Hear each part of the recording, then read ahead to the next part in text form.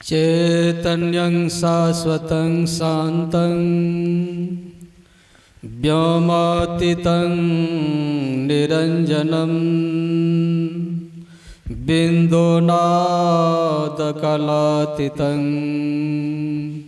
तस्मै श्री गुरुवे नमः। सतगुरु साहब संत जन महिमाय लखय नाम, जो कोई है सत्संग में कोटि कोटि प्रणाम।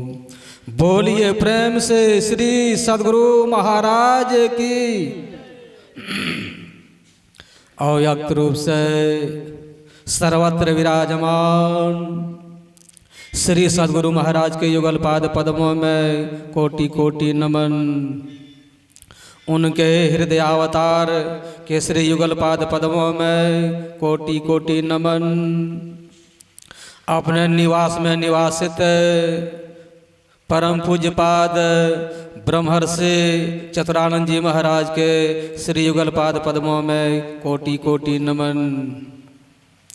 मंचासन आदरणीय सम्मानीय वंदनीय साधु समाज, विद्वत जन, आगंतुक सज्जन वृंद एवं मुनि भगवत नमानुरागी प्रेमियों, धीरमती स्नेहरती भगवत नमानुराग ने माता एवं बहनों।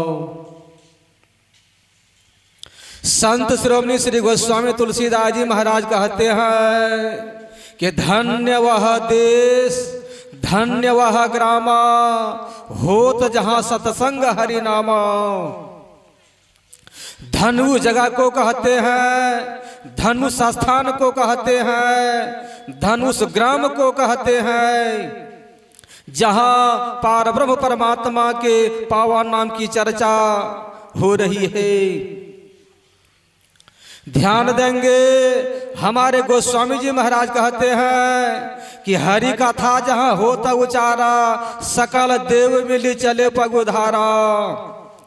जहां सत्संग हुआ करता है वहां 33 करोड़ देवता 88,000 से नंगे पांव चलकर, आने पैदल चलकर सत्संग जरूर श्रवण करने के लिए आते हैं।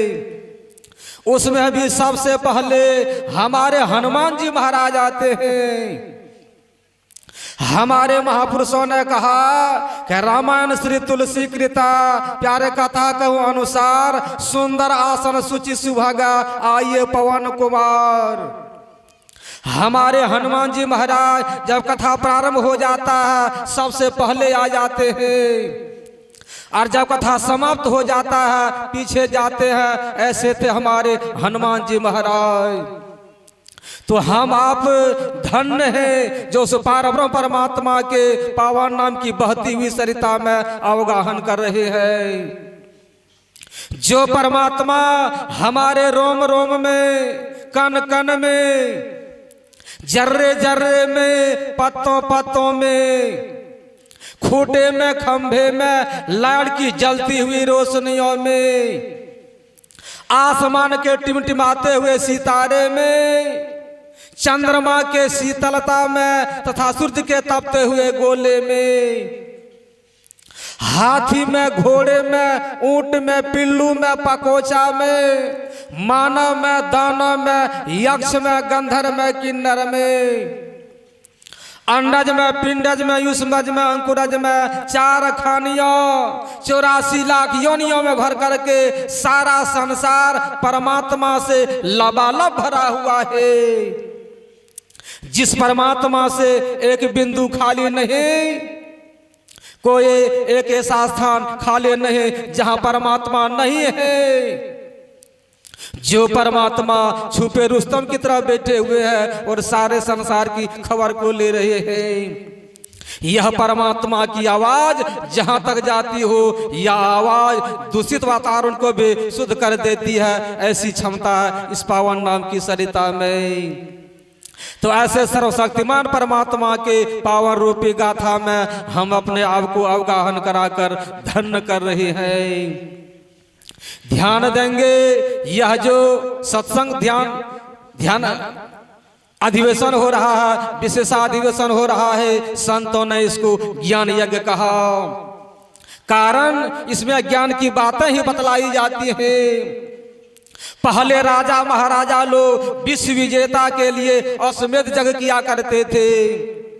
वैसे तो हम लोग संसार में बहुत प्रकार के यज्ञ देखते हैं, कभी विष्णु यज्ञ, कभी महाविष्णु यज्ञ, कभी चंडी यज्ञ, कभी महाचंडी यज्ञ, कभी शिव यज्ञ, कभी कल्याण यज्ञ, कभी रुद्र यज्ञ, कभी महारुद्र यज्ञ आदि आदि। आगे का अर्थ होता है जानना या जागना। यज्ञ यज धातु से बना है। यज कहते हैं जानने की क्रिया को, जिसके तहत पार ब्रह्म परमात्मा की जानकारी हो जाए उसी को यज्ञ कहते हैं। तो संसार में जितने प्रकार के यज्ञ होते हैं, सब यज्ञों में तेल, जौ, घी, मधु, चंदन की लकड़े, आम की लकड़े आदि की आहुति दी जाती है। इससे देवता लोग खुश हो जाते हैं। कारण स्वाहा स्वाहा की आहुति दी जाती है। स्वाहा बहुत देवताओं की माँ है, इसलिए इस आहुति से सारे देव और देवांगनाएं खुश हो जाते हैं। जिसे सही समय पर बारिश होने लगती है और उससे अच्छे अन्न उगते हैं और उस अन्न को खाकर हम लोगों को सद्ज्ञान होता है। लेकिन भगवान श्री कृष्ण अर्जुन से कहा था, अर्जुन जानते हो इस संसार में सबसे बड़ा यज्ञ कौन है? अर्जुन ने कहा सरकार बतलाइए न। भगवान श्री कृष्ण ने गीता में कहा, सुनो अर्जुन, श्रेयान द्रव्यं मयाद्यः ज्ञान यज्ञं यज्ञः परम तपः सर्वं कर्माखिलं पार्थ ज्ञान परिसमाप्यते। धन या द्रव्य से सर्वथा ज्ञान यज्ञ प्रधान होता है। ज्ञान यज्ञ इसी सत्संग को कहते हैं। इसलिए हम मानवों को चाहिए कि संतों से युक्ति जान करके मुस्तैदी के साथ परमात्मा का भजन करें। बस इसी में हम आप लोगों का परम कल्याण हो जाएगा। श्री सद्गुरु महाराज की, श्री सद्गुरु महाराज की जय।